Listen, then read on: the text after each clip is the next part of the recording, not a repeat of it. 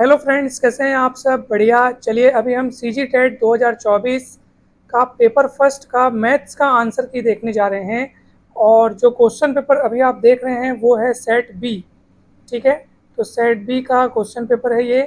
Maths का answer की हम देखने जा रहे हैं। सारे के सारे 30 क्वेश्चंस मैथ्स के, उसका हम आंसर भी देखेंगे और सॉल्यूशन भी देखेंगे। पेपर फर्स्ट का हम देखने जा रहे हैं आंसर। तो चलिए चलिए जल्दी से शुरू करते हैं।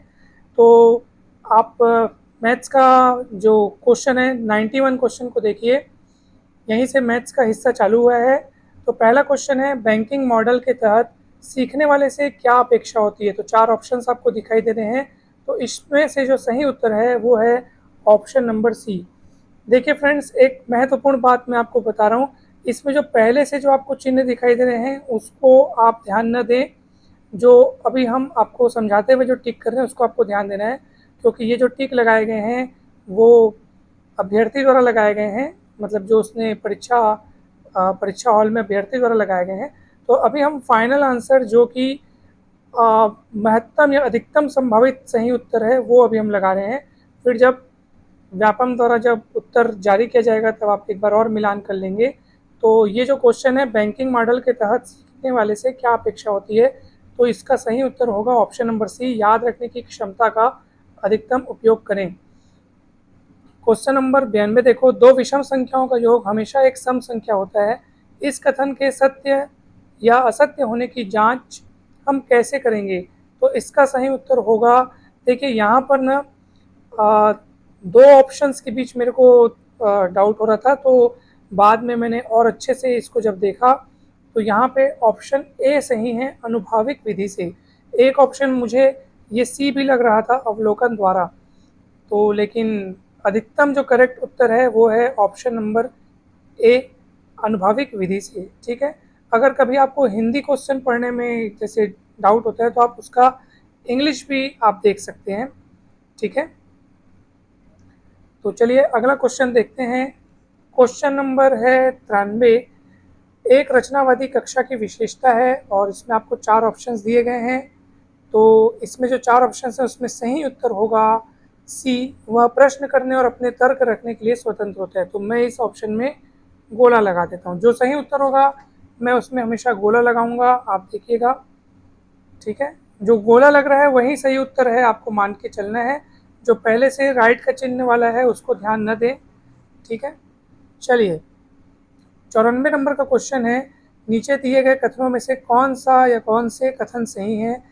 उसमें चार कथन दिए हैं, फिर आपको ऑप्शंस दिए हैं जिसमें ए डी, मतलब ए और डी, बी और सी, ए और बी, ए बी और डी। तो इस 94 नंबर के क्वेश्चन का उत्तर है ए, यानी ऑप्शन है ए, केवल ए और डी। ठीक है, अर्थात प्रक्रियात्मक ज्ञान का संबंध किसी सवाल को हल करने की प्रक्रिया को जानने से है और फिर अवधारणात्मक और प्रक्रियात्मक ज्ञान में से किसी एक का विकास दूसरे के विकास में सहायक है। ठीक है, तो 94 का है ए। अब देखते हैं 95। मिलते जुलते बार बार होने वाले अनुभव के आधार पर नतीजों तक पहुंचने के तरीके को कहते हैं अनुभाविक तर्क। ठीक है, तो इसका जो सही उत्तर है 95 का वो है सी, अनुभाविक तर्क। ओके, अब चलिए आगे चलते हैं 96 नंबर के प्रश्न में। जोड़ की अवधारणा सिखाते समय सिद्धांततः किस क्रम में आगे बढ़ा जाना चाहिए? तो इसका 96 का जो सही उत्तर है वो है डी। ठीक है, पहले ठोस, फिर चित्र प्रतीक, फिर संख्या प्रतीक। 97 देखिए, किसी गणितीय सवाल को हल करने के लिए एक विशेष क्रम में लागू की जाने वाली चरणों की श्रृंखला कहलाती है। तो देखिए इसमें अधिकतर विद्यार्थी एल्गोरिथम लिख के आए होंगे, क्योंकि ये जो सवाल है जो इसमें लिखा है कि विशेष क्रम में लागू की जाने वाली चरणों की श्रृंखला, तो इसमें एल्गोरिथम भी आएगा। लेकिन एक इसमें ये और है, ऑप्शन नंबर सी में दिया सोपान क्रम। तो देखा जाए तो ये जो चार ऑप्शंस आपको दिए हैं उसमें सी सही होगा, अर्थात केवल बी और सी। ठीक है, तो ऑप्शन नंबर सी सही है, सोपान क्रम भी आएगा उसमें। ये अधिकतम संभावित उत्तर आपको बताए जा रहे हैं। आप एक बार पुनः मॉडल जो आएगा, यानी कि आंसर्स जो आएंगे व्यापम द्वारा जो जारी होंगे उसको आप ज़रूर देखेंगे। अगला क्वेश्चन है क्वेश्चन नंबर 98। रचनावादी कक्षा के संदर्भ में आकलन को कैसे देखा जाता है? तो इसका जो सही उत्तर है वो है ए, केवल ए और डी, अर्थात यह सीखने की प्रक्रिया को मार्गदर्शन देता है और सीखने की प्रक्रिया का अनिवार्य हिस्सा है, ए और डी। ठीक है। 99वां प्रश्न को आप देखो, यदि ए, बी, सी और डी क्रमशः विशिष्टीकरण, व्यापीकरण, अनुमान लगाना, सिद्ध असिद्ध करना को प्रदर्शित करते हो, तो चुनिए कि गणितीय तरीके से सोचने के दौरान हम किस मानसिक प्रक्रिया से गुजरते हैं। तो 99वें प्रश्न का सही उत्तर है ऑप्शन ए। ठीक है, ऑप्शन ए। ओके, यानी सबसे पहले हम विशिष्टीकरण उसमें होगा, उसके बाद व्यापकीकरण और अनुमान लगाना होगा, और तत्पश्चात हम सिद्ध असिद्ध करेंगे। और सिद्ध असिद्ध जो भी होगा, सिद्ध होगा या असिद्ध होगा, अगर मान लो असिद्ध होता है तो क्यों असिद्ध हुआ, तो उसके लिए फिर से एरो बना हुआ है कि जरूर यहाँ कोई विरोधाभास हुआ होगा जिससे वो असिद्ध हुआ है, या सिद्ध हुआ है तो भी वो इनकी वजह से होगा। तो इसलिए ऑप्शन ए आपका करेक्ट होगा। ओके, तो चलिए अब आगे बढ़ते हैं अपन। प्रश्न नंबर 100 को देखिए, किसी वर्ग के चारों कोणों का योग 360 अंश होता है। इस कथन का विस्तार करके हम कथन किसी चतुर्भुज के चारों कोणों का योग 360 अंश होता है के बारे में सोचते हैं। तो यह एक उदाहरण है व्यापकीकरण का। ठीक है, अब देखो ये व्यापकीकरण मतलब सबसे पहले तो हमको किसी चतुर्भुज के चारों कोणों का योग 360 अंश होता है। ये कोई भी चतुर्भुज हो सकता है। ठीक है, यानी व्यापक तौर पर अगर हम देखें तो कोई भी चतुर्भुज के चारों कोणों का योग 360 अंश होता है। तो कोई भी चतुर्भुज में से वर्ग जो है वो भी तो आखिर एक चतुर्भुज है। तो अगर आप समझ के पढ़ेंगे ना तो आपको टॉपिक बहुत अच्छे से समझ में आ जाएंगे। तो इसका ऑप्शन जो है वो है सी। ठीक है, ऑप्शन नंबर सी। कहीं पर भी डाउट हो तो आप ज़रूर पूछिएगा, जब ये आंसर्स आप देख लें उसके बाद ज़रूर पूछिएगा। अब प्रश्न क्रमांक 101, किन मॉड्यूलों में सीखने को ऐसे विशिष्ट उपकरणों में बांटा जाता है जिन्हें बार बार के अभ्यास द्वारा हासिल किया जाता है? तो इसका जो सही उत्तर है वो है प्रोग्रामिंग और बैंकिंग, अर्थात ऑप्शन नंबर सी। ठीक है, प्रश्न क्रमांक 102, यदि ए अमूर्त अवधारणाओं को, बी व्यापक विचारों को, सी मूर्त परिस्थितियों को और एस विशिष्ट स्थितियों को व्यक्त करते हो, तो दर्शाइए कि गणितीय विचार प्रायः कैसे बढ़ते हैं। तो 102 का जो सही उत्तर है वो है बी, सी से ए की ओर और एस से बी की ओर। ठीक है, सी से ए की ओर और एस से बी की ओर। तो 102 का जो है वो सही उत्तर बी है। ओके, चलिए अब हम लोग आगे बढ़ते हैं और क्वेश्चन नंबर 103 को देखते हैं। इसमें आपको सम्मिलित करना है, तो इसका सही उत्तर बी है। ठीक है, इसका सही उत्तर बी है। आप ध्यान से देख लीजिए क्वेश्चन। सूची 1 में आपको बैंकिंग मॉडल, रचनावादी मॉडल, प्रोग्रामिंग मॉडल अभिग्रहित किया है, और इसके तहत आपको सूची 2 में 4 कथन दिए गए हैं। ठीक है, तो आपको सही उत्तर इसमें 103 का जो सही उत्तर है वो बी है। अब आप देखते हैं 104 नंबर का प्रश्न, गणितीय प्रश्न को हल करने से किसी व्यक्ति की निम्नलिखित क्षमताएं बढ़ती हैं। तो 104 यानी 104 क्वेश्चन जो है उसका आंसर होगा डी, अर्थात डी, ए और बी। ठीक है, इसमें क्या क्या आ जाएगा देखो आप, सुनिश्चित रूप से सोचने की क्षमता, उसके बाद आ जाएगा आपका पैटर्नों और संबंधों को ढूंढने की क्षमता, उसके बाद आपका आएगा तार्किक और क्रमबद्ध तरीके से सोचने की क्षमता। ठीक है, अब इसमें क्या लिखा है, तथ्यों को स्मृति में धारण करने की क्षमता। मैथ्स में तो हम याद करते नहीं, सब सॉल्व करने वाला काम होता है, तो इसलिए यानी कि ये जो सी है कथन वो इसमें फिट नहीं होता है। इसलिए आपका ऑप्शन जो है 104 नंबर का जो क्वेश्चन है उसका ऑप्शन डी करेक्ट होगा। क्योंकि देखो सी में क्या लिखा है, तथ्यों को स्मृति में धारण करने की क्षमता। हम तथ्यों को याद या रटते नहीं है, गणित तो सॉल्व करने की चीज़ है जिसमें सोचा जाता है, क्रमबद्ध और तार्किक तरीके से हम सोचकर उसको सॉल्व करते हैं, पैटर्न ढूंढने की कोशिश करते हैं, जो बी नंबर में लिखा है। ठीक है, तो डी, ए और बी आएगा। ठीक है, तो ये हुआ आपका गणित का जो थ्योरी वाला हिस्सा था वो हुआ। अब हम सॉल्व करने वाले हिस्से पर चलते हैं। तो 4 भिन्नों, 3 सही 1/4, 2 सही 5/8, 4 सही 3/4 और 5 सही 7/4 का औसत है। आइए बाजू में कॉपी में हम इसका सॉल्यूशन देखते हैं। आप सभी ध्यान से देखिएगा। तो एक काम करता हूँ मैं, ये जो 3 सही आपको 1/4 दिख रहा है और 2 सही 5/8 दिख रहा है। और एक सेकंड, मैं मोबाइल को अब तिरछा कर रहा हूँ, ठीक है, ताकि आपको अच्छे से सॉल्यूशन समझ में आए। दोस्तों आप सभी देख रहे होंगे कि अब हमने वीडियो का थोड़ा पैटर्न चेंज कर दिया है, आप सभी देख रहे हैं। तो इसमें जो क्वेश्चन है 105वें नंबर का, 3 सही 1/4, 2 सही 5/8, 4 सही 3/4 और 5 सही 7/4 का औसत क्या है। कुछ नहीं करना है आपको, चारों नंबर आप लिख लो। बहुत सरल काम आपको बता रहा हूँ, हम बहुत सरल तरीके से इनको सॉल्व करेंगे।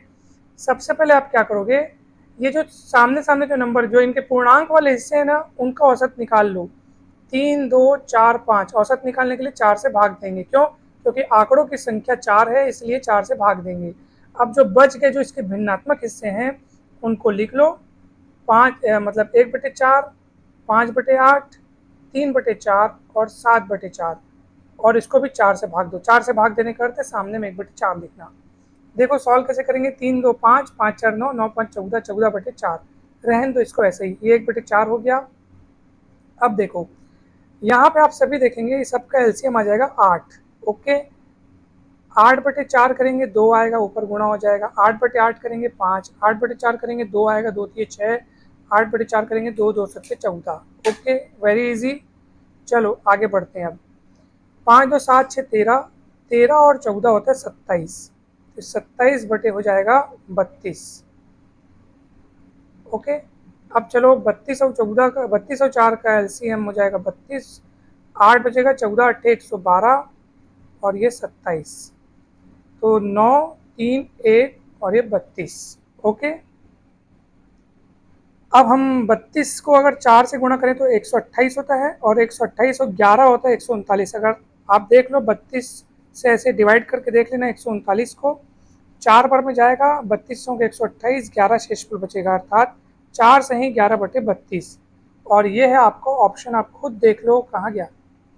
Yes, option number D. Is it correct? Option D correct होगा यहाँ पे, आप सब देख लीजिए।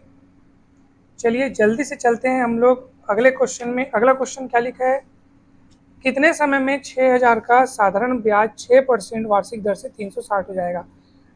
थोड़ा सा ना, थोड़ा सा बस ये, हाँ चलो। अब देखो कितने समय में, मान लो ये काम हो जाएगा टी समय में, ठीक है। साधारण ब्याज का सूत्र क्या है, सूत्र क्या होता है साधारण ब्याज का, सिंपल इंटरेस्ट बराबर मूलधन गुणित दर गुणित समय बटे क्या होता है 100। ओके, साधारण ब्याज कितना हो जाएगा 360, मूलधन कितना दिया है 600, है ना भाई। साधारण ब्याज की जगह 360 लिखे क्योंकि क्वेश्चन में दिया है, आप देख लीजिए। मूलधन की जगह 600, दर कितना हो जाएगा, दर 6% बोला है, समय ज्ञात करना है, बटे 100। ये जीरो कटेगा, 6 छक्के 36 होगा, 36 को बटे में ला देंगे, और ये टी, तो टी का मान आ जाएगा, देखो 36 धाम 360, 10 वर्ष। ओके, ऑप्शन में 10 वर्ष कहाँ है, ये देखो 106 का जो ऑप्शन होगा बी करेक्ट।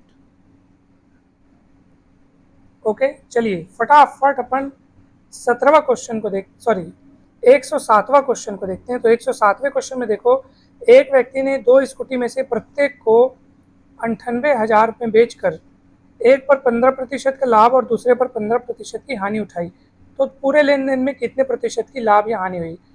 दोस्तों आप सभी एक बात याद रखना कि जब कोई दो वस्तुएं, ठीक है, जब कोई दो वस्तुएं एक समान रेट में, एक समान कीमत में बेची जाए, और एक वस्तु में उतने ही परसेंट का लाभ जितना कि दूसरे वस्तु में उतने ही परसेंट की अगर हानि उठाई जाए, तो इस पूरे लेन देन में हमेशा हानि होगी। ठीक है, याद रखियो, हमेशा हानि होगी। देखो इसने क्या किया, 2 स्कूटी था इसके पास और दोनों को एक ही कीमत पे बेचा है। दोनों को देखो लिखा है ना, प्रत्येक को 98,000 में बेचा है। एक में उसने 15% का लाभ उठाया, दूसरे में 15% की हानि। अगर सेम कीमत पे बेचा है ना दोनों चीज़ को, और एक को अगर 15% लाभ और उतने ही परसेंट हानि उठाया दूसरे को बेचने में, तो पूरे प्रोसेस में हमेशा उसको क्या होगा, घाटा होगा, हानि होगी। और उसका सूत्र क्या है, हानि कितनी होगी, हानि होगी x² बटे 100%। ठीक है, यहाँ x क्या है, वही प्रतिशत जिसमें उसने एक वस्तु में लाभ और दूसरे वस्तु में हानि। तो कितना प्रतिशत है यहाँ पे, 15% दिया है, तो आपका हो जाएगा 15 स्क्वायर बटे 100%। 15 का वर्ग होता है 225, 225 बटे 100 यानी कि 2.25। नीचे 100 में 2 शून्य है, इसलिए दो पीछे से 2 अंकों के बाद क्या लगा देंगे, दशमलव, और ये प्रतिशत। तो ये आपका ऑप्शन दिया है बी। बी में ये दिया है, देखो option B is correct. 2.2, sorry गड़बड़ हो गया, ये देखो यहाँ पे ऐसे ही गलती आप लोग मत कीजिएगा। 2.25% दिया, लेकिन यहाँ क्या दिया, लाभ दिया है, तो ये नहीं होगा भैया, ये ऑप्शन ए करेक्ट होगा। ठीक है, ऑप्शन ए इज करेक्ट, 2.25% हानि होगा। याद रखियो कि फिर से एक बार बता रहा हूँ, जब दो वस्तुएं हो, दोनों को सेम कीमत पे बेचे, एक में लाभ दूसरे में हानि, सेम सेम परसेंट अगर ऐसा हो, सेम सेम परसेंट का लाभ हानि हो, तो हमेशा पूरे प्रोसेस में, पूरे लेन देन में उसको हानि होगी, और हानि का परसेंट का सूत्र ये है। ठीक है, और उसको अपन कैलकुलेट किए। तो धोखे से भी आप लोग ऑप्शन बी नहीं बल्कि ए लगाना या ए समझना, जब भी ऐसा क्वेश्चन आए तो आपको हानि देखना है। ठीक है, ओके। 107वां क्वेश्चन हो गया। अब 108वां क्वेश्चन देखो। 108वें क्वेश्चन में क्या लिखा है, इसमें लिखा है देखो, स्तंभ 1 और स्तंभ 2 करके दिया गया है अपने को। ठीक है, बी घंटा में 1 किलोमीटर दूरी तय करने पर चाल। अब देखो यहाँ पे क्या लिखा है, मैं साथ ही साथ आपको इसका बताते जाता हूँ आंसर भी। ठीक है, इसमें देखो क्या लिखा है, बी घंटा में 1 किलोमीटर दूरी, तो चाल कितनी होगी, तो चाल बराबर क्या होता है, दूरी बटे समय। तो बी घंटा दिया है, यानी बी समय दिया है, और दूरी क्या दिया है, 1 किलोमीटर, तो ए बटे बी किलोमीटर प्रति घंटा। 1 किलोमीटर क्योंकि प्रश्न में दिया है, और जो स्तंभ 1 है आपका, उसमें क्या दिया है, 1 किलोमीटर दूरी, तो दूरी 1 किलोमीटर हो गया, और बी घंटा में, तो बी समय है, तो चाल बराबर दूरी बटे समय वाला होगा, दूरी है बटे चाल, सॉरी चाल बराबर दूरी बटे समय। तो दूरी हो गया आपका ए किलोमीटर, और समय हो गया बी घंटा, तो चाल कितना हो जाएगा, ए बटे बी किलोमीटर प्रति घंटा। तो इसका अर्थ यह है कि ए बटे बी किलोमीटर प्रति घंटा कहाँ दिया है, डी में दिया है। आप देख लो डी में दिया है, यानी पहले का डी होना चाहिए। ऑप्शन में कहाँ दिया पहले का डी, ये देखो, ये यहाँ पे दिया है। आपका ऑप्शन डी यहाँ पे करेक्ट होगा दोस्तों। ठीक है, 108वां का डी ऑप्शन करेक्ट होगा। अब आप बोलोगे सर आपने तो बाकी को मिलाया ही नहीं, तो देखो जब इस टाइप का सुमेलित करने वाला आता है ना, तो किसी एक दो को पकड़ लो, उसके बाद जैसे हमारा अगर पहले का डी, और भी ऑप्शंस में अगर पहले का डी होता ना, तो हमको बाकी चेक करने की जरूरत पड़ती। जैसे इसमें पहले का डी है, बाकी ऑप्शन में कहीं पर भी पहले का डी नहीं है, तो समझ जाओ भैया यही सही होगा। अगर और में भी दिया होता ना, पहले का डी और ऑप्शन में दिया होता ना, तो भैया दूसरे वालों को भी चेक करते। चलो वैसे नॉलेज के लिए चेक करना चाहिए। तो दूसरा जो कथन है, दूसरा कथन क्या दिया है, बी मीटर प्रति सेकंड। तो बी मीटर प्रति सेकंड को अगर अपने को किलोमीटर प्रति घंटा में बदलना हो, तो आपको पता है कि मीटर प्रति सेकंड को किलोमीटर प्रति घंटा में बदलने के लिए किससे गुणा करते हैं, 18/5 से गुणा करते हैं, तो किलोमीटर प्रति घंटा में बदल जाता है। अब ये कहाँ दिया है, ये आपका सी में दिया है, आप देख लो यहाँ सी में दिया है। यानी दूसरे कथन के लिए सही उत्तर कौन सा है, सी। तो देखो यहाँ वही फिट हो रहा है, देखो दूसरा का सी फिट हो रहा है कि नहीं हो रहा है, देखो ये भी हो गया। अब तीसरा क्या दिया है, समान दूरी बी किलोमीटर प्रति घंटा और समान दूरी ए किलोमीटर प्रति घंटा और बी किलोमीटर प्रति घंटा की चाल से चलने पर औसत चाल। तो औसत चाल का सूत्र 2ab/a+b, जो कि दिया आपको कहाँ पे दिया है, ए में दिया है, यानी तीसरा का ए होगा। और चौथा का बी घंटा और 1 किलोमीटर प्रति घंटा, यानी 1 किलोमीटर प्रति घंटा यहाँ पे चाल हो गया, और उसको तय कर रहे हैं बी घंटे में, तो दूरी निकालने के लिए चाल गुणित समय, यानी ए बी, तो ए बी किलोमीटर आपका दूरी हो जाएगा। यानी तो चारों ही फिट हो रहे हैं ऑप्शन डी में, इसलिए ऑप्शन डी होगा करेक्ट। ओके, क्या है, एक हाथ में मोबाइल है और एक हाथ में एक्सप्लेन कर रहे हैं, इसलिए थोड़ा थोड़ा पढ़ने में कभी कभी मिस्टेक हो रहा है, तो आप उसको ध्यान न देवें। चलिए अब देखते हैं क्वेश्चन नंबर 109। आप सबको दिख रहा होगा, यदि x स्टार y बराबर x³ + y³ + 3xy × x + y, तब इतने की वैल्यू बताओ। एकदम जल्दी से हम इसको सॉल्व करेंगे। देखो किसको सॉल्व करना है हमको, 0*1, फिर ब्रैकेट में क्या दिया है, *2 दिया है। अब देखो जिस तरह से, चलो मैं यहाँ सॉल्यूशन आपको अलग से बना के बताता हूँ, एक सेकेंड। x स्टार y का मतलब क्या दिया है, x³ + y³ + 3xy x + y। इसी सूत्र को मैं अप्लाई करूंगा पहले 0*1 के लिए। सोचो x की जगह आप 0 को देखो और y की जगह आप 1 को देखो, मान रख दो, तो क्या होगा बताओ, इसमें मान रखने हैं एक्स की जगह 0 और वाई की जगह 1। 0 cube plus 1 cube plus 3 into 0 into 1, ठीक है, और 0 प्लस 1। एक काम करो, ये आप क्या निकाले हो, आप 0 स्टार 1 निकालो, केवल इतना निकाले हो, ठीक है, इतना ही को पहले निकालो, स्टार 2 को हम बाद में देखेंगे। तो 0 और 1 1 हो गया और ये पूरा खत्म, क्योंकि 0 से गुणा हो रहा है ना तो पूरा खत्म हो जाएगा, तो केवल 1 बचेगा। यानी इसका मतलब ये कि आपने 0 स्टार 1 को सॉल्व किया, उसमें आपने सूत्र लगाया, तो इसका आंसर 1 आया। ओके, अब 0 स्टार 1 के साथ अपन स्टार 2 लगा रहे हैं, तो 0 स्टार 1 को आपने सॉल्व करके 1 लाया है। देखो 0 स्टार 1 में आपने वो सूत्र लगाया और वो सूत्र लगा करके आंसर कितना लाया, 1 लाया। अब उसमें स्टार 2 और लगाना है, यानी अब उसी सूत्र को आप देखो और x की जगह आप सोचो, x की जगह सोचो आप 1 को, और y की जगह सोचो आप 2 को। ओके, x की जगह सोचो 1 को, y की जगह सोचो 2 को, और वही सूत्र लगाओ और बनाओ, तो क्या होगा बताओ, 1 क्यूब 2 क्यूब, ठीक है, 3 इंटू 1 इंटू 2, और 3 प्लस, सॉरी 1 प्लस 2, तो 2 का क्यूब 8, 8 और 1 9, तो 3 दूनी 6, 6 दिए 18, तो 18 और 9 कितना हो जाएगा 27। बहुत सरल है। देखो हमको ये पूरा निकालना था, हमने क्या किया, पहले 0 स्टार 1 को निकाला, 0 स्टार 1 को निकाला तो कितना आया आंसर, हमारा हमारा आंसर आया 1। ठीक है, इसी सूत्र में फिट किया, एक्स की जगह 1, वाई की जगह, सॉरी एक्स की जगह 0 और वाई की जगह 1 रख करके। ओके, एक्स की जगह 0 और वाई की जगह 1 रखे, सब में पूरे में रखा है, देखो रखा है हमने, और आंसर कितना आया, 1 आया। ओके, अब क्या किया हमने, जब इसका आंसर 1 आ गया, अब स्टार 2 लगाना है, तो इसका आंसर 1 और स्टार 2 लगा करके अब एक्स स्टार वाई का सूत्र फिर से लगाएंगे, एक्स की जगह 1 और वाई की जगह 2 देख करके, तो इसका आंसर कितना है, देखो 27। ओके, 27 कहाँ है आप खुद देख लो, ये है ऑप्शन नंबर सी में। ओके, चलिए जल्दी से अपन चलते हैं अगले क्वेश्चन में। अगला क्वेश्चन क्या दिख रहा है भैया, आप सबको दिख रहा होगा, देखो 110वां क्वेश्चन है, दो संख्याओं a और b के HCF और LCM के बीच संबंध है। हमेशा याद रखिएगा, दो संख्याओं का HCF और LCM का गुणनफल उन दोनों संख्याओं के गुणनफल के बराबर होता है, तो ऑप्शन सी इज करेक्ट। एक हेक्टोलीटर बराबर, अगला क्वेश्चन पढ़ रहा हूँ ना, एक हेक्टोलीटर बराबर 10,000 सेंटीलीटर या 100, मतलब 4 ऑप्शंस आपको दिए गए हैं और इसमें ऑप्शंस आपने को बताना है कि कौन कौन से सही है, ए और बी बस सही है या सिर्फ सी सही है, ए बी डी या केवल डी। तो इसमें आपका सही उत्तर है ऑप्शन नंबर सी। ओके, अब आप ये कैसे हुआ ध्यान से देखेंगे, थोड़ा सा विस्तार से चर्चा करेंगे इस पर, ज़्यादा समय नहीं लगेगा, मुश्किल से 5 मिनट में ये बन जाएगा। देखो सबसे पहले तो आप याद रखिएगा, एक हेक्टोलीटर, एच एल मतलब हेक्टोलीटर, एक हेक्टोलीटर बराबर होता है 1000 लीटर, ठीक है, सॉरी, एक हेक्टोलीटर बराबर होता है 100 लीटर, याद रखियो इसको, एक हेक्टोलीटर बराबर 100 लीटर। अब उसके बाद लीटर मतलब क्या होता है, ध्यान से सुनिएगा ना, लीटर मतलब 1 लीटर मतलब होता है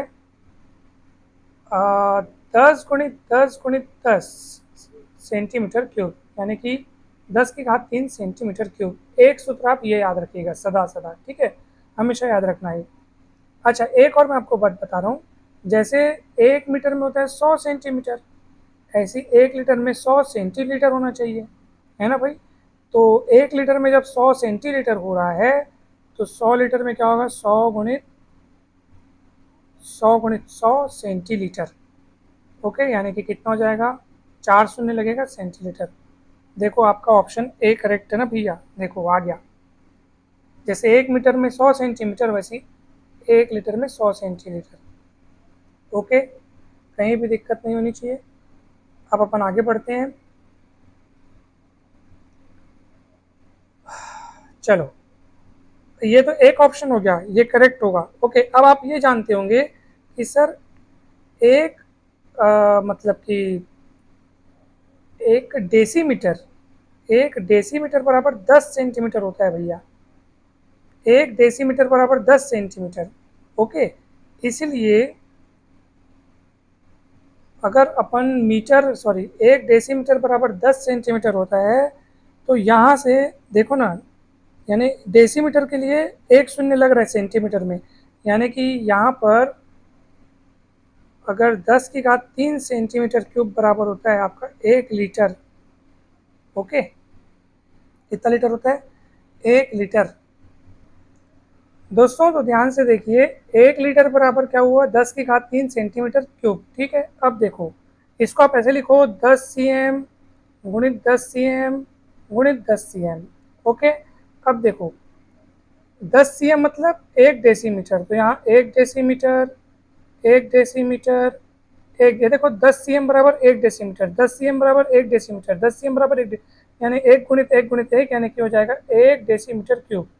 तो ये 1 लीटर बराबर जब 1 डेसीमीटर क्यूब हो रहा है, तो हमारे पास, तो आप खुद देखो 1 हेक्टोलीटर बराबर कितना हो रहा है, 100 लीटर। तो आप खुद नीचे देखो, 1 हेक्टोलीटर बराबर 100 लीटर। तो ये 100 तो अलग हो गया, और 1 लीटर की जगह में 1 डेसीमीटर क्यूब, तो 100 लीटर बराबर हो जाएगा 100 डेसीमीटर क्यूब। ओके, आपको दिख रहा है? तो इसलिए आपका ऑप्शन बी भी जो होगा वो भी सही है। और फिर अगर आप देखेंगे कि सर 1 लीटर बराबर 10 की घात 3 सेंटीमीटर क्यूब, ठीक है, 10 की घात 3 सेंटीमीटर क्यूब, तो भैया हमारे पास तो कितना है, 1 हेक्टोलीटर बराबर है कितना है, 100 लीटर है। तो तीसरा ऑप्शन तो नहीं हो सकता। तीसरा ऑप्शन जो 1000 घन सेंटीमीटर दिया है ना, वो एक्चुअली 1 लीटर होता है, जबकि हमको 1 हेक्टोलीटर के बराबर बताना है, जो कि 100 लीटर होता है ना। ठीक है, तो चौथा है 10 की घात 8 घन मिलीमीटर। अब ये कैसे हुआ भैया? तो देखो 10 की घात 8 घन मिलीमीटर कैसे हुआ, देखो ध्यान से। 1 हेक्टोलीटर बराबर 100 लीटर, और लीटर मतलब क्या होता है आप सभी को पता होगा। लीटर को अपन मिलीलीटर में चेंज करने के लिए क्या करते हैं, 1000 से गुना करते हैं। ठीक है, तो यहाँ पे 100 लीटर है, 100 लीटर। ओके, ध्यान से देखिए, ज़रा ध्यान से देखिएगा, यहाँ पे मिलीलीटर नहीं दिया है, मिलीमीटर दिया है, मिलीमीटर। ठीक है, तो हमारे पास क्या है, सबसे पहले हम इसको चलो सेंटीमीटर, तो सेंटीमीटर में बदलने के लिए किससे गुणा करेंगे, 1 लीटर मतलब क्या होता है, देखो ऊपर लिखा है 1 लीटर बराबर 10 की घात 3 सेंटीमीटर क्यूब। तो ये हो जाएगा 10 की घात 3 सेंटीमीटर क्यूब। तो टोटल कितना हो गया, ये 10 की घात 5 हो गया सेंटीमीटर क्यूब। अब आपको पता है 1 सेंटीमीटर बराबर 10 मिलीमीटर। ओके, तो आगे ऊपर देखिए, अभी तक हमने क्या लिया है, 1 हेक्टोलीटर बराबर हमारे पास क्या मिला है अभी तक, 10 की घात 5 हो गए, 10 की घात 5 सेंटीमीटर क्यूब। ओके, और 10 की घात 5, 1 सेंटीमीटर बराबर 10 मिलीमीटर, त्रिघात करके त्रिघात लगाना पड़ेगा। तो 10 की घात 3 यानी 3 और 5 कितना हो जाएगा, 8, 10 की घात 8 मिलीमीटर क्यूब या घन मिलीमीटर।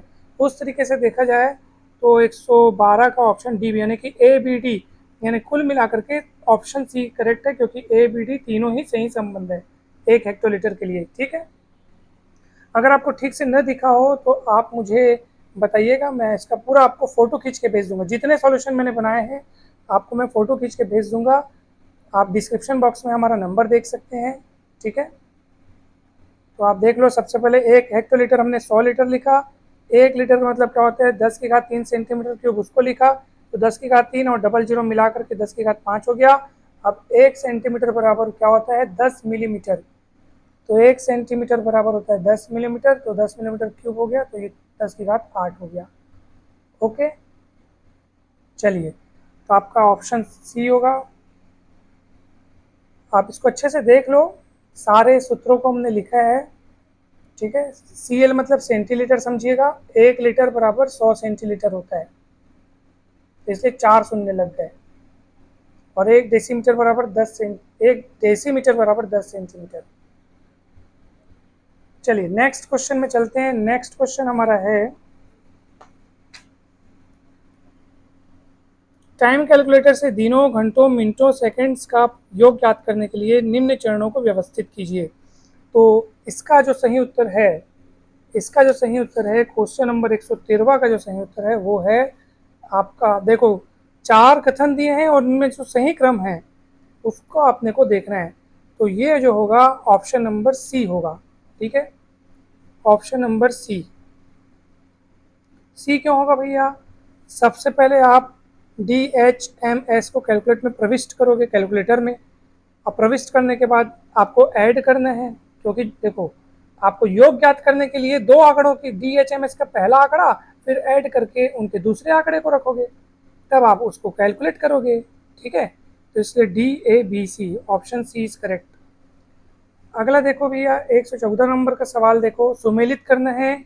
दो स्तंभ दिए हैं, स्तंभ 1 में आपको ए अनुपात बी अनुपात सी दिया है और यहाँ पे ए अनुपात बी अनुपात ए बटे बी अनुपात बी बटे सी अनुपात सी बटे ए बराबर क्या होगा आपको बताना है। वो एक्चुअली क्या है, इस टाइप के सवालों को बहुत आसानी से बना सकते हैं। हम लोग ये सोचते हैं कि अब जोड़ी मतलब सही जोड़ी बनाना है तो पूरे चारों ऑप्शन को चारों को चेक करो, ऐसा नहीं होता है। आप खुद देख लीजिए यहाँ पर, जैसे ना मैं एक काम करता हूँ, ए अनुपात बी अनुपात सी बराबर, चलो पहला देखता हूँ, ठीक है सर सॉल्यूशन देखो आप। ए अनुपात बी अनुपात सी बराबर क्या दिया है, 1:2:3। आप ऐसा करो, ए को 1 मान लो, बी को 2 मान लो, सी को 3 मान लो। चलो ए बटे बी अनुपात बी बटे सी अनुपात सी बटे ए निकालने के लिए क्या करना पड़ेगा, ए को अपन 1 माने तो 1/2 अनुपात बी बटे सी यानी 2/3 और 3 बटे कितना हो जाएगा 1 हो जाएगा। 2, 3 और 1 का एलसीएम कितना होता है 6, 6 से गुणा कर दो, 6 से गुणा करेंगे तो 3 हो जाएगा। यहाँ 6 से गुणा करेंगे तो 3 कटेगा, 2 बचेगा, 2 दूनी 4 और यहाँ 6 से गुणा करेंगे अपन तो 6 थी 18, तो 3:4:18। यानी पहले वाले को अगर अपन लिए हैं तो अपने को 3:4:18 आ रहा है, जो कि यहाँ पे सी में दिया, यानी पहले के लिए सी होगा। अब पहले के लिए सी कहाँ दिया आप खुद देख लो, पहले में दिया है, ऑप्शन ए में दिया है। और कहीं है क्या पहले का सी, आप खुद चेक कर लो, नहीं है ना, देख लो आप, नहीं है, यानी कि पहला ऑप्शन ही करेक्ट होगा, आंख मूंद के आप ये जान लो, ठीक है। अगर आपको यकीन नहीं है तो दूसरा भी चेक कर सकते हो, देख लो दूसरे में क्या दिया है यहाँ पे 2:1:2, तो ए को मानो 2, बी को मानो 1, सी को मानो 2, ए को मानो 2, बी को मानो 1, सी को मानो 2, तो क्या होगा बताओ, वैसे ही निकाल के देख लो, 2/1 यानी कि ए बटे बी, फिर क्या है बी बटे सी, तो बी बटे सी करोगे तो कितना आएगा, बी बटे सी करोगे तो वापस क्या आ जाएगा देखो जरा, 2/1, फिर 1/2, फिर 2/2। मैंने ए बी सी का मान रखा है, ए बटे बी बटे सी बटे 2 से गुणा कर दो, 2 से गुणा करोगे तो 4 हो जाएगा, 1 हो जाएगा और ये 1 हो जाएगा, तो सॉरी 2 से गुणा करेंगे तो ये 4 हो जाएगा, 2 से गुणा करेंगे तो कट जाएगा और 2 से गुणा करेंगे तो ये भी कट जाएगा। 4:1:2 करेक्ट। किस में आया बताओ, 4:1:2 कहाँ है, ये आपका ऑप्शन ये देखो यहाँ है, यानी कि दूसरे के लिए ए, तो देखो यहाँ पे दूसरे के लिए ए है कि नहीं देख लो, ऑटोमेटिक एक फिट होता दिखा, और वो पहला का सी अगर और किसी ऑप्शन में नहीं है ना तो समझो यही है। अगर और किसी ऑप्शन में पहले का सी पहले के साथ सी होता ना तो समझो बाकी को चेक करने की जरूरत पड़ती है हमको। अब ये पहले का सी अपने को यहीं पे मिल गया, बाकी को चेक करने की जरूरत नहीं है, तो ये ऑप्शन ए यहीं पे करेक्ट होगा। आप चाहें तो बाकी को भी ऐसे देख सकते हैं।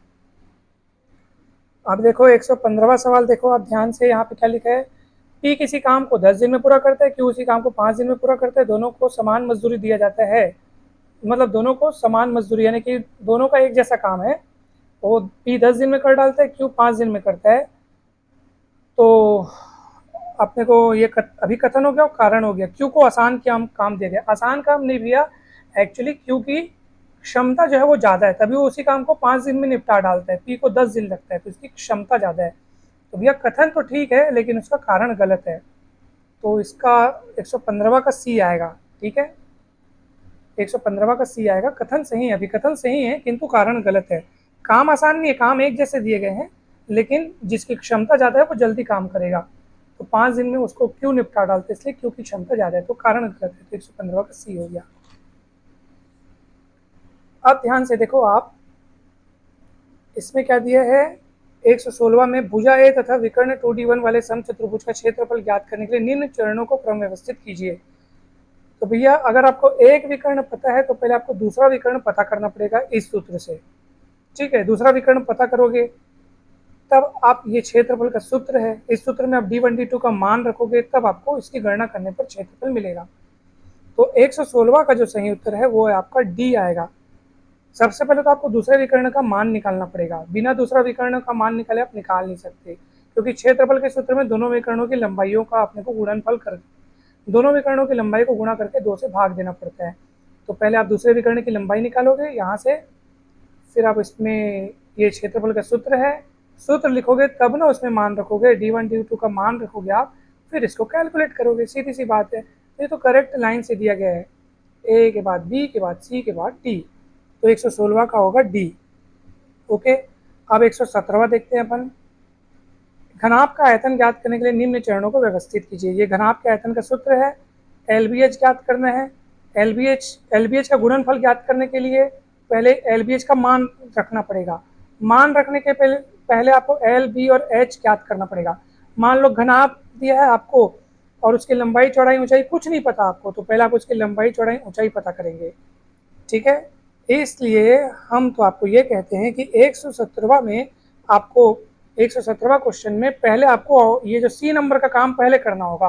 पहले आप लंबाई पता करो, चौड़ाई पता करो, ऊंचाई पता करो, ठीक है। तो सबसे पहले आपको करना पड़ेगा C नंबर का काम, आपको पहले करना पड़ेगा, ठीक है। उसके बाद जब लंबाई चौड़ाई ऊंचाई पता कर लोगे, फिर उसको पता करने के बाद आप LBH पता करोगे। LBH पता करने के लिए क्या करना पड़ेगा, LBH का इसमें मान रखना पड़ेगा, ठीक है। तो आपको कुल मिला के ये ऑप्शन आपका ए करेक्ट होगा 117वां का।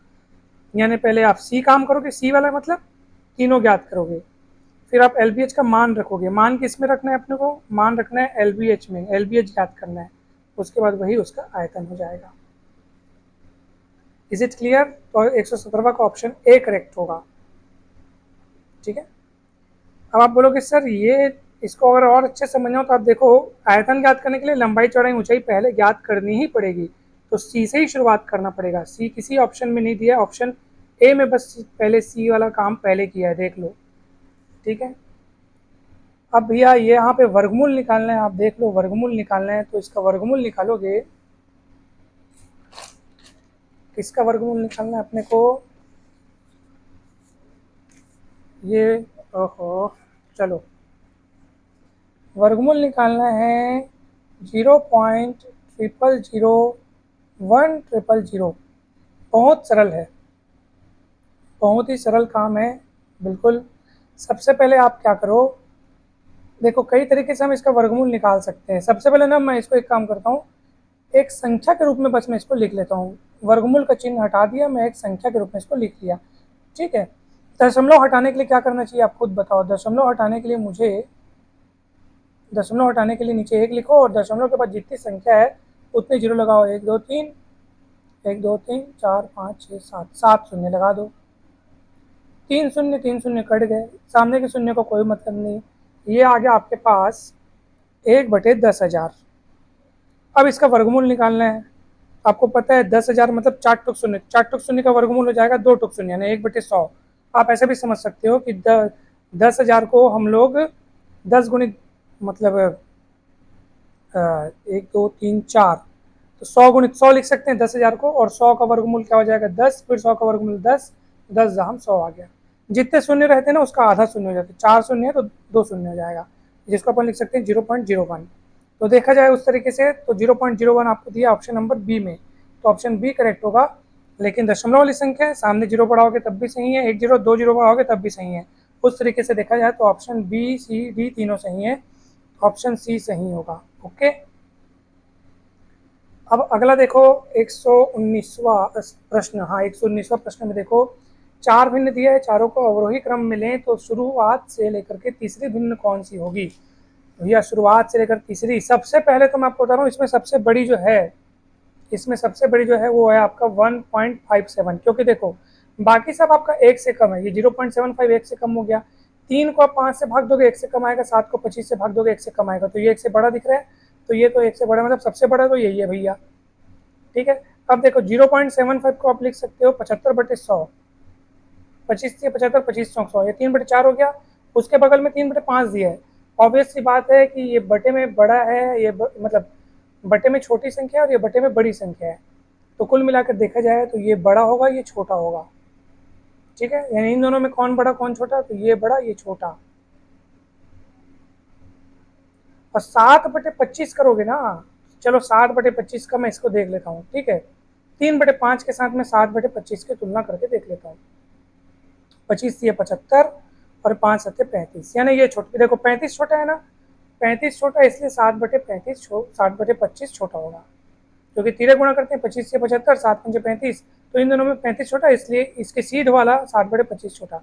तो देखा जाए तो 7/25 इन दोनों में 7/25 छोटा, यानी 3/5 बड़ा, और 3/5 से बड़ा 3/4 और 3/4, चारों को क्रम में देखो व्यवस्थित कर दिया हमने। सबसे बड़ा ये हुआ क्योंकि ये 1 से बड़ा है, 1 पॉइंट करके दिया मतलब 1 से बड़ा है। 3/4 और 3/5 में तुलना करोगे तो 3/4 बड़ा है। क्यों? क्योंकि इसके बटे वाली संख्या छोटी, इसलिए ये भिन्न बड़ा, उससे छोटा ये, और सबसे छोटा ये। क्यों ये सबसे छोटा? क्योंकि देखो ये 3/5 है, ये 7/25 है, 3 गुण करके देखिए 25 और 75, 5 7 35, 35 छोटा इसलिए ये छोटा, 75 बड़ा है, 75 35 से बड़ा है, इसलिए 75 के सीधे वाला 3/5 7/25 से बड़ा होगा। उस हिसाब से देखा जाए तो सबसे छोटा ये, उससे बड़ा ये, उससे बड़ा ये, उससे बड़ा ये। लेकिन ये हमको अवरोही क्रम में जमाना था, तो अवरोही क्रम में अगर जमा रहे अपन, यानी अवरोही क्रम यानी घटता क्रम, सबसे बड़ा, उससे छोटा, उससे छोटा, सबसे छोटा। तीसरे नंबर में कौन बोल रहा है? तो तीसरे नंबर में कौन आया? 3/5। तो 3/5 कहाँ है? ऑप्शन ए में है, तो ऑप्शन ए इज करेक्ट। तो दोस्तों इसके बाद आपका, अच्छा एक और क्वेश्चन दिया है 120वां क्वेश्चन में क्या लिखा है? संख्या इतने में 7 का स्थानीय और जाति मान का अंतर है।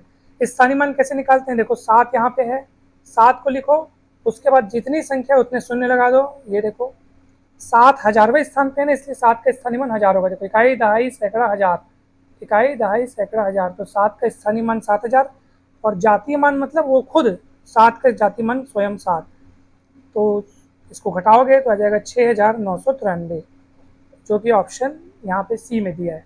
देख रहे हैं, इसके सिवा और कुछ सही नहीं है, तो आपका केवल सी आएगा। मतलब केवल सी यानी कि ऑप्शन ए में केवल सी दिया है। ठीक है, केवल सी कहाँ दिया? Option A, option A is correct. तो इस तरह से आपने देखा कि हमने सभी सवालों को सॉल्व किया है। कहीं पर भी डाउट होगा तो आप पूछिएगा दोस्तों। तो ये मैथ्स के सॉल्यूशंस कंप्लीट हुए, क्योंकि उसके बाद देखो आप पर्यावरण का चालू हो गया है। ऐसे ही अन्य विषयों के सॉल्यूशंस जो हैं, आंसर की जो है, हम इस चैनल पर अपलोड करेंगे। आप जुड़े रहिए हमारे चैनल के साथ। और सबसे मेन बात हम आपको बता रहे हैं कि शिक्षक भर्ती और सहायक शिक्षक भर्ती की संपूर्ण प्लेलिस्ट आपको हमारे चैनल पर मिल जाएगी। आप हमारे चैनल से सभी कॉम्पिटिटिव एग्जाम की तैयारी बहुत अच्छे से कर सकते हैं, इसलिए चैनल को जरूर सब्सक्राइब करें। वीडियो अच्छा लगा हो तो लाइक एवं शेयर करें। जो सॉल्यूशंस अभी हमने आपको कॉपी में सॉल्व करके बताए हैं, अगर आप उनका पूरा फोटो चाहते हैं तो आप हमें ज़रूर व्हाट्सएप पर मैसेज कर सकते हैं। डिस्क्रिप्शन बॉक्स में आपको हमारा व्हाट्सएप नंबर मिल जाएगा। किसी भी प्रकार की डाउट या समस्या होने पर आप हमसे संपर्क कर सकते हैं। आप सभी को बहुत बहुत धन्यवाद। All the best.